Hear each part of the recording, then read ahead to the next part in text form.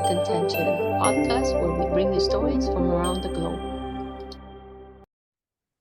Hello and welcome to Rise and Thrive podcast. Today I have a beautiful guest with me, Mary Gould. Welcome. How are you today?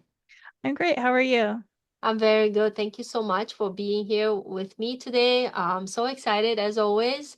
Please tell us a little bit about yourself. Like, what do you do currently and where are you from, please? Well, I am a neuro language coach, and so that is someone who helps people to learn um, foreign languages, either for personal or professional goals. And I am from, well, right now I live in Duluth, Minnesota, but I grew up in Europe and then uh, eventually ended up in the States in Duluth. Wow, that's amazing. Um, so yeah, we have quite a few things in common, so I'm really Mhm. excited here. I always am, but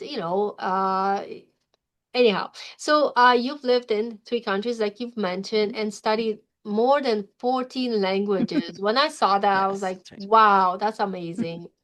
What first drew you into the world of languages? I'm really curious. Well, so I was born in Brussels and I went to school in French there and my grandmother she came over from the States and she lived there for uh, about 2 years. And so she decided to teach me to read in English and I'm never gonna need this. This language is crazy, the spelling and just yeah, never gonna need English. So I just wanted to focus on French. Not that French spelling is actually much better, but you know. So then we moved to Austria when I was about 9, and then I had to learn German, and then we moved my parents wanted to go back home um and um when after I had been in Austria for 5 years, and then it wasn't home for me because I had never lived in the States before. And they moved to a little tiny town of 8,000 people. Well, it was tiny for me. And so it was a small town in Nebraska, and the population of the whole state of Nebraska was the same size at the time as cities that I had lived in, Brussels and Vienna. And so that didn't go over very well. I didn't handle that very well. And so I was having intense culture shock. It was really bad. And so before this, I hadn't really cared about languages as I said, I had also studied Dutch in school and I just didn't understand it. It was weird. Excuse me. But then when all the languages were taken away from me, then suddenly I was like, why is everything in English all the time? It started to drive me crazy. So then I started studying languages as much as I could, like any opportunity that I got, I would study a language. And so now I've ended up getting up to 18 and Wow. well, depending on how you so 14 with like serious study, and then a couple others just dabbling, just for fun. And then I decided to use that for my well, professionally. And I started off studying translation at Kent State, which has an amazing program. um that's where I got my master's in translation. And then my wonderful daughter was born, and I decided I didn't want to sit at a computer for 8 hours a day and translate. So then um, I got into neuro language coaching, which is a much better fit, all things considered. Wow. That's so amazing to hear all that and the everything you had to go through and just amazing. Thank you for sharing that. Sure. I've learned a few languages in my younger years, I would say, but unfortunately some of them if you don't use them, they kind of fade away. So, yeah, Well, they're basically. they're still in there. Oh They're yes. you just have to draw them out. But Yeah. yeah, Yeah, the brain is really amazing. It really is. They're stored in the back somewhere in a compartment I can't quite reach at the moment. But that's Yeah, true, like everything gets stored in our brains, and even if we think it's not there, they're still there. yeah, yeah. So I'm really excited for you because you are going to be in the upcoming book, Yes, I Can and I Did. So Mhm. congratulations on that. Thank It's you. a wonderful topic collaboration book that actually we're both gonna be in. And what made you decide to go into authorship? Was it something that happened, some inspiration? Please tell us about that. How do you got into authorship? Well, so I mean, it was a combination of things, as it probably is for most people, but I I wanted to get the story out there of what happened in my life because, now as I've said, I'm a neuro language coach, and so I help people learn languages based on their brain and the way it learns and what's going on in their brain. And I want them to understand what the brain is doing so that they don't get so stressed out when they are trying to learn and don't understand why they're not making progress and so forth. Um, so sorry, I keep hitting this. Um, so I got into neuro language coaching because of my daughter. And so she has an amazing story. She has cerebral palsy and she's nonverbal and um she couldn't she didn't have a way to communicate until she was 4. And turns out she didn't know English until then either. I didn't realize that. Um and her little brain is so amazing because it so that the brain when it learns languages, it looks for patterns. And that's how you learn to, add ed to the end of past tense words, or uh, put adjectives before or after, depending on the language, the nouns, and so forth. And so it learns the stuff automatically. And so she she didn't understand the language because she's she couldn't move around and touch things and do things like other people do when they learn languages. Well, when they're little, when their brain is starting to learn their native language, she didn't have that as an option. And so she was just kind of confined within herself. And so she didn't um how do I say that? She didn't Well, her brain didn't have the input that it needed to learn when other kids at the same age that other kids learned. And so, um, long story short, and without giving away any spoilers, I taught her to communicate in a tactile version of Morse code once I figured out, oh, does, she, she, I thought that she was understanding everything that I said because, like I said, her brain was catching on to these patterns. So she could actually answer questions that I asked her, like if I told her a story and then I said, uh, who is who is so and so? Is it a king, or is it a princess, or whatever? And so she could, based on how I had told the story, she knew to associate the name of the person with what they did in the story. And so she could answer the question the right way. Just, like if I said, raise your left arm if the person was a toy maker, or your right arm if the person was a mom, or whatever. And so she could answer it that way, but she didn't understand what I was saying. She just knew, oh, okay, Joe, toy maker. Okay, those two words go together. So I'm going to raise my arm because I said, okay, raise this arm if the person was a toy maker, if Joe was a toy maker. Okay, yeah, those two go together. So I'm going to raise this arm. And so it's just, man, the brain is amazing. But so then through a series of events, it became clear that she wasn't understanding. And so then I started to teach her Morse code, and which she learned in a week. Oh, wow. And so now she can give me any kind of feedback that she wants. She can tell me whatever she wants to tell me, and it's just opened up a whole new door for her of expressing herself and being able to communicate. And she once she broke through that barrier, she just zoomed ahead. She started solving algebra problems that I had to write down and still got wrong, by the way. Mhm. But she was doing this when she was 4. And so Oh, she's wow. correcting me and she's like, "No, mom, the answer is 23," or whatever. I'm like, "Oh, okay."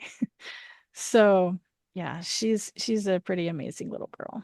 Oh, that's amazing. And you've done such a wonderful work with her, and the time and the devotion you've given her, that's incredible. So thank you for sharing that. Sure.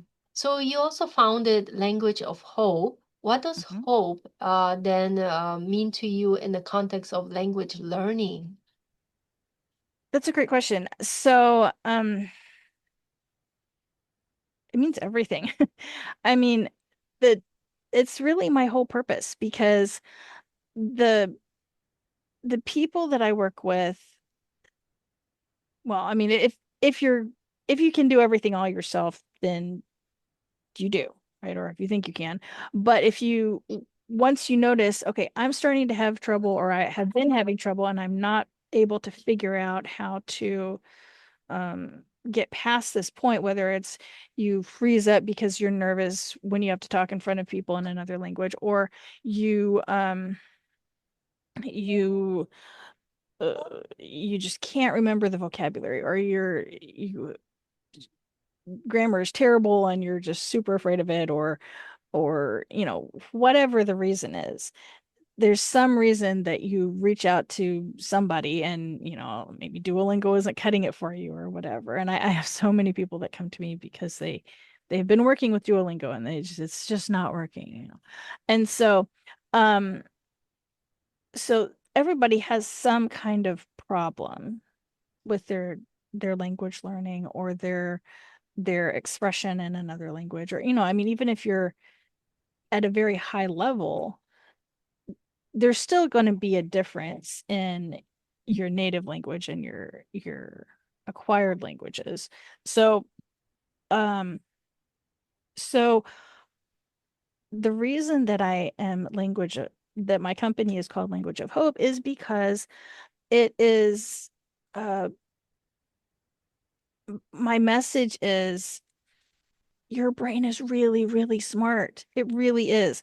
It loves to recognize patterns, and it will recognize them if you show it to your brain in the right way. If you give your brain what it needs, it will respond with, "Oh, okay. Hey, I can do that. I can understand that."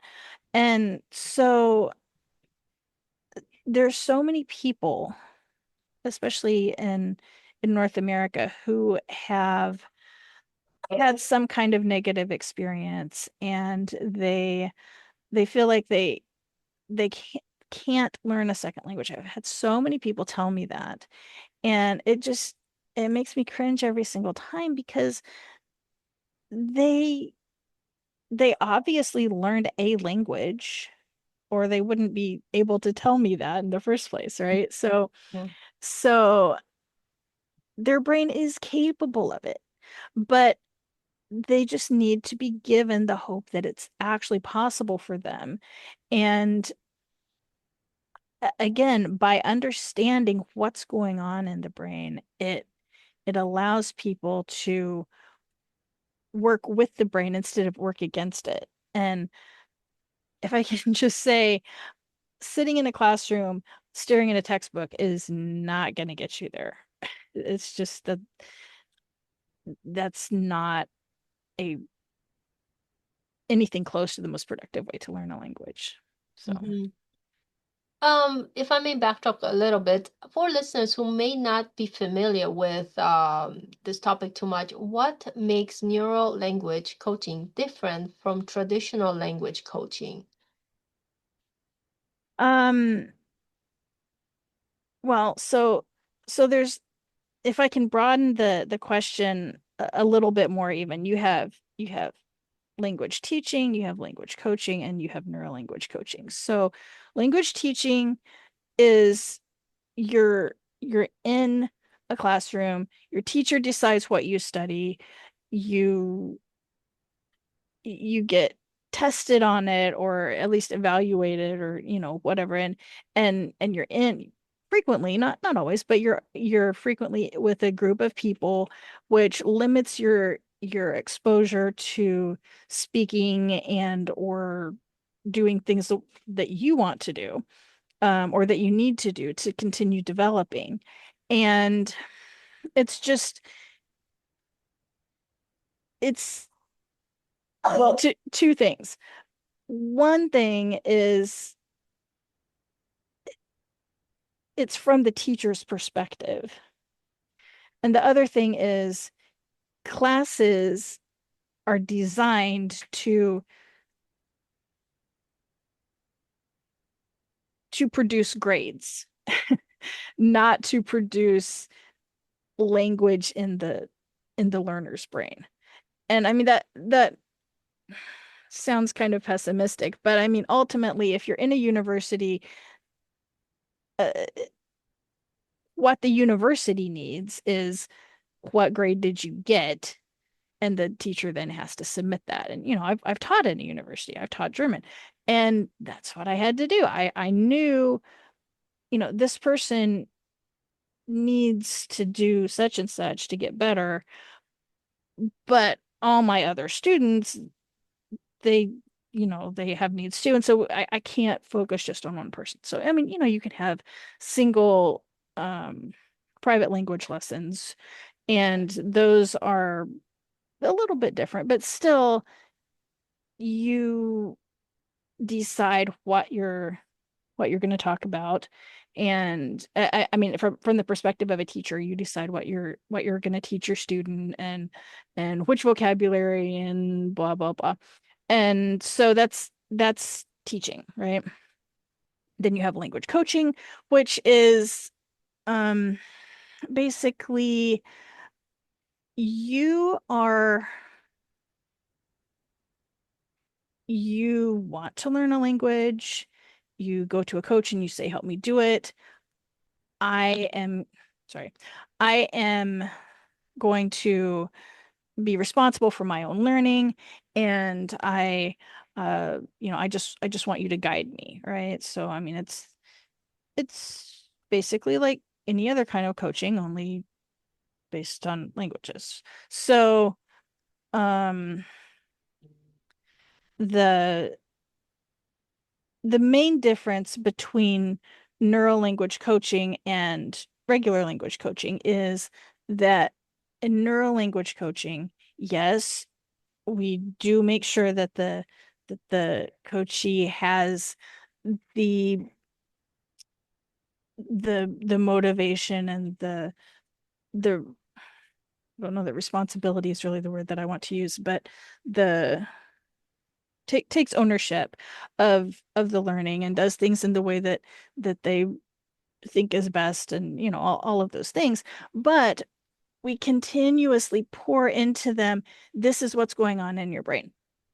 How are you feeling about what you're doing, and how does that relate to language learning, and how do you say this in your other language? Which, first of all, especially in regular teaching, you generally are told that you don't want to bring in all these other languages because it's confusing, and I don't know. I don't even know how to explain that because it doesn't make sense to me because I speak so many languages and I cannot separate them. But but your brain is going to be drawing patterns from these other languages. So it makes perfect sense to say that you would um that you that you would draw draw from the languages and compare and contrast and see what's the same and what's different rather than just okay, we're only talking in Polish or whatever, and so that's the only language that we're gonna focus on. You're just throwing away all the other resources that your brain has. So um yeah, I think that may have been a tangent, and I think I forgot what the original question was, but in case you haven't noticed, I'm just very passionate about this topic. So, Oh no, no, so that did was I? really good. I love that it was in depth, and for those who may not have come across it, it does help for sure explain. I think it's so fascinating, and I didn't even know some of this stuff. So thank you so much for Sure. and someone who studied Polish, Russian, Italian, a little bit of Spanish, French a little bit. Yeah, there's a lot of similarities there, and even some other languages I've touched upon because of curiosity, like some Eastern languages and stuff like that. Even Japanese, I was trying to take on Japanese Cool. one time. I'm Very like, cool. oh, so yeah, they're fun. But it does take time to invest in learning things like that. But It again, does. It does. you have a child who definitely needed your help, and you've taught yourself, you teaching her, and now you're helping hundreds of people around the world, if not thousands, right? So that's such an amazing gift to have. And I guess you have authored also in several language learning books and created fun products for learners. What inspired you to bring creativity and humor into these pieces? Well, so the fact that it wasn't there, basically. Um, so I one of the things that I like to do for my daughter is to just so we have an Alexa device. Well, we have a few of them, and so I'll say, Alexa, tell Alethea a joke, and so she'll do it, and it'll be a really terrible joke because they usually are the ones that she has. But sometimes I'll tell her that to do it in another language, and because Alethea she loves languages as much as I do, and so now that she has access to communication, she really loves to learn as many languages as she can too. And so when I have her tell a language in an or tell a joke in another language, then I explain it so that this is a pun and it works in this language because of blah blah blah. And so in English, it either it does work because it transfers, or it doesn't work because these words aren't similar in English. And so like the process of explaining teaches her about language and also about humor, and it's just fun.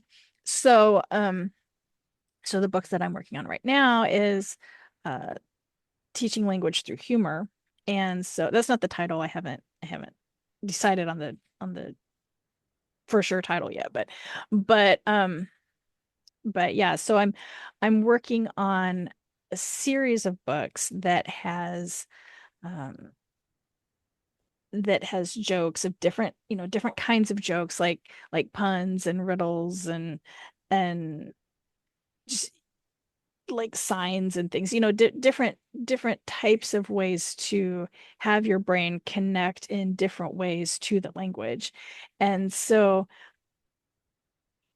I find that much more effective because when you enjoy what you're learning, your brain's going to want to do it. It's not going to Mhm. fight you. And when you don't have to fight your brain, it works so much better. It does. It definitely does. I remember from the years when I was actually came to Canada and didn't speak English, and I was, very homesick, and you think you'd be excited going to school and learning. I mean, to some part I was, but the other part of me was resisting learning because I didn't like why. I was sad. I was, missing my family, Mhm. and it's just like it just seemed like impossible hill to climb at that time. Yeah. But once I got over, and that's why I actually didn't want to learn French at that time either. I was like, oh, like I want another language. This Mm-hmm. one was hard Mm-hmm. enough to learn. Yeah. Oh But you yeah. know what? Years later, I realized what a gift it is to actually, speak another language or two or three, or in your case, so many, which is amazing, by the way, again, still. Well, thank you. Um, and I realized that, my once my brain opened up to languages, I actually like I learned Italian in 6 months. I actually Mhm. walked everywhere with the dictionary and study. Okay, what does that mean? What did he say? Okay, and I would look it up. That's how fast your brain can learn when it's interested, and it's like it Right. was just like I was inhaling Italian. I Oh love. yeah.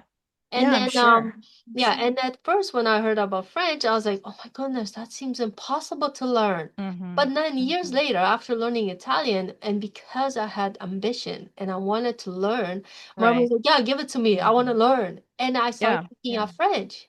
And it wasn't hard. Yeah. It's just I Yeah. perceived it that way at that time because Right. Yeah. the Yeah. things I was going through, and then it just piled up one on another on top of the other one. But Mm-hmm. when you find Mm-hmm. purpose in something, excitement, I definitely agree. You can learn it so much faster. It's like boom, boom, and it's like, oh, like, Right. you were talking about your daughter. You gave her the tools, and then boom, she took off like crazy, right? Mm-hmm. Mm-hmm. Yeah, and you said something really important that the things that you were going through made shaped your language experience at that time, and then later on it changed and your brain perceived the language in a different way, even though it was the same language. So Hmm. that that is an excellent example of how every learner's experience is different. At any given point in time, it can be different. So this whole idea of let's stick people in a classroom and just okay, give them all the same thing, treat them all in the same way because nobody's different. It just it doesn't work. And so um I just totally lost my train of thought, which is really annoying because I was going to make a really good point. So when my daughter was born, I had a stroke. And so I'm fine, everything's great now, but I have short-term memory issues. If I either get interrupted or if I interrupt myself because I decide to go off on a tangent, then I have trouble getting my train of thought back, which is really annoying because I really wanted to tell you something. But About kids in the class and all treated like one. Does that trigger yeah, anything? yeah, well, it was He'll come back. yeah, it it was something that I really, really wanted to say. So if I think of it, may I have your permission to just be like, Sure, oh, I got it. for sure, Okay. no problem. Okay. Okay. I get that all the time. I'm like talking, talking. It's like, wait, what did I Hmm. say? Yeah. Oh, so it's all good. Um, so yeah, no, I love languages, and that's why I said, at the beginning when I read your bio before the show, I was like, wow, this is so interesting. I mean, aside from, the bumps we have to come across when we don't speak a language and Hmm. have to Hmm. learn, but I, Oh, I mean, life is different. We all have different experiences, so we can share them, teach one another, help each other hmm. out, and things like that. So it all has Right. to we have to go through life, it's not Right. just gonna be Yeah. like, oh, life and it's done. Right. And I did remember what I was going to say. So the the the brain as it ages, people go through different stages of life and everybody probably everybody knows, I think that kids learn languages the most easily and then they go through puberty and then you if you're a woman you get pregnant and then you eventually have menopause and your brain is doing so many different things and it's reacting to what's going on in your body and so it's not just your brain learning language, it's your whole person, your whole self. And so if if you have if if yourself as a whole person is gonna have a baby in 2 months, your brain is gonna be thinking differently than if you're you know, 12, 13, like we were when we moved, you and I, our experience is going to be different. And so that's another reason why it's important to realize that your brain and again your whole self is reacting to whatever your situation in life is, and that makes your learning experience very unique. Mm-hmm. Yeah, and then sometimes we forget that, just because we are talking here about one thing, our brain at the same time is processing so many other things all Mhm. around us, like Yeah, the yeah. stuff, maybe you have pain somewhere in your ankle or whatever, and Hmm. then Hmm. you're looking outside, you see the weather, you wish you were outside, but yet you're talking, and Right, it's yeah. like we think Yeah. it's just one thing because that's the thing we're doing, but so many other things are going on all Hmm. around us at the Hmm. same time. So the brain is definitely an amazing thing. So it's amazing. In your chapter coming up, yes, I can, and I did. Without going into too much detail because we don't want to spell all of it, what message are you most excited for readers to take away? That the brain is amazing.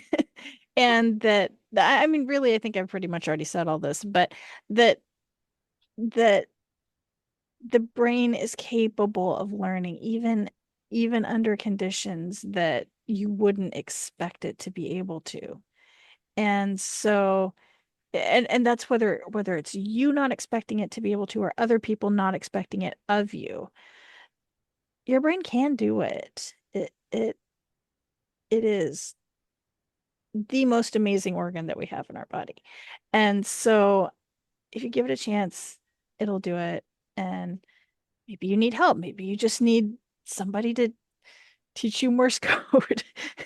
uh, you have to be creative. You have to give it what it needs when it needs it. And there are lots of people with learning disabilities that think, well, I don't learn the same way as other people, and so I can't learn a language or whatever.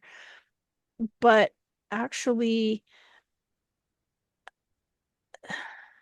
well, so really, learning languages is very good for the brain. It helps with dyslexia. It helps with all these other things because it the brain figures out, oh, okay, I need to this is what's going on. I understand this now. Now I can handle all these other aspects of my life that I had been having trouble with before. And I am not saying that learning languages will cure dyslexia or anything, but I'm saying it will help. It Yeah. or it should help, I mean. Um, and there's also there have been studies that people who learn another language, they their risk of Alzheimer's gets delayed by like 4.5 years or so. Hmm. Which, yeah, because you're keeping your brain, well, Active. you're training your brain to think in new ways, and it's forming new pathways, new neural connections, Exactly. and and so somehow my mom didn't know that until just the other day, and I was like, really? I thought everybody knew. But that's just because that's a space that I'm in. And so I'm making a point to tell people the brain and languages, they go together very well. They they were made for each other, basically. Yeah. And it's funny, because up until maybe a few months ago, I've never read really anything on neuroscience, Dr. Joe Hmm. Dispenza stuff. Hmm. And then I Hmm. picked up the book and I started reading. I'm like, oh, this is so easy. This is like, this makes sense. And Hmm. then somebody Hmm. else was like, I don't understand what he's talking about. Say, how can you not? I said, I don't know. My brain just understands it, it processes it. Um, and maybe if I picked it up 10 years ago, I would have been like, yeah, I don't know what it's talking about. But Hmm. the more you feed the brain and learning and things like that, yeah, so many Hmm. different channels open up. Yeah, aside from that Italian, I still remember some, but I haven't used it for a long time, Hmm. but that doesn't mean Hmm. it's not there. I just have to freshen Right. up. Yeah. And Hmm. if I went to Hmm. Italy right now, I think within a month, I'll probably get the language back Oh yeah. because I would be right Yeah. there hearing it all the time and it would come back Mhm. just like that, I think. So Yeah. yeah, Yeah. brain is definitely an amazing thing we have been Yeah. gifted with. Oh yeah. So, Yeah. and so much is yet unexplored, but science Mhm. slowly getting slowly. Yeah. Well, we've Yeah. done a lot of things recently, but it's definitely amazing to learn and to explore and Mhm. maybe I'll go back into studying languages again a little bit more in depth. Well, Those or you no. have my contact information if you if you decide to Like, do how that. do I teach this old brain again? New tricks? Yeah. Yeah. Yeah. Yeah. Well, The name of the podcast is Rise and Thrive Mornings with Intention. mhm. I like to hear your views. How important do you think it is to set intentions first thing in the morning for the rest of your day? Well, it sets the focus of your day, and it I mean, from a language learning perspective, it is a great thing to study languages first thing in the morning because you get your mind focused on that language for the rest of your day. And so for my coachees, I'll suggest that they uh, pick out a few words that you want to know that you want to learn that day. And so then they'll do it. And it takes 10-15 minutes that they look at previous words or choose new words. And then through the rest of their day, they can see where they encounter those words or how they can find purposes to use those words. And that's how you create those connections in your brain, is um by applying the vocabulary to your daily life. Wow. Yeah. Amazing. I would have like at least 100 more questions, but we're kind of out of time today. But I love to bring you on one day when you publish your other books and talk about them, of course. So if you're Sure. up for it. In the meantime, thank you so much to everyone for listening. If you'd like to get in touch with us, of course, all that information will be listed in this video, how to get in touch with Mary. And stay tuned for the upcoming books. Follow us, subscribe so you don't miss anything. Till next time, I wish everybody a wonderful day and thank you so much for being on my show, Mary. It was honestly Yeah. a pleasure to have you and have a wonderful day. Yeah. Thank you, you too. Thank you.